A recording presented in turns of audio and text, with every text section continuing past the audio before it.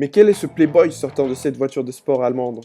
Constantin, alias Tintin, est à 47 ans l'icône du tatouage en France. Son salon situé à Pigalle accueille de plus en plus de clients chaque année. De nos jours, un Français sur 10 serait tatoué, dont plus de 20% des moins de 35 ans. Alors, le tatouage se démocratise-t-il enfin? J'avais déjà le même genre de questions, donc on me disait aujourd'hui c'est à la mode.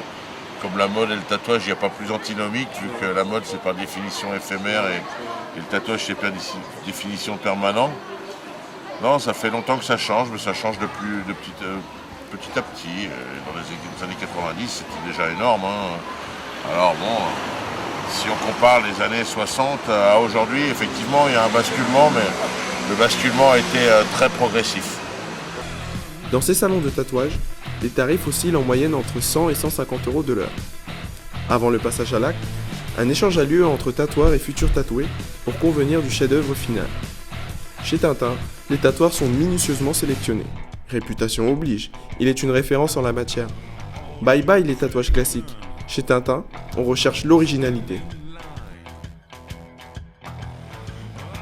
Renaud, le benjamin de l'équipe, est aujourd'hui l'un des plus doués de sa génération. Maintenant, avec tous les footballeurs, les rockstars, etc., qui ont plein de tatouages partout, ça fait plus autant, ça fait plus aussi exclusif, quoi. Ça fait plus réservé à une certaine classe. Le tatouage est un art, un savoir-faire délicat réservé aux professionnels. Pour ceux qui souhaiteraient se faire tatouer, un salon spécialisé respectant les normes d'hygiène serait de rigueur. Il va falloir arrêter le reportage parce qu'il y a des gens nus, les enfants.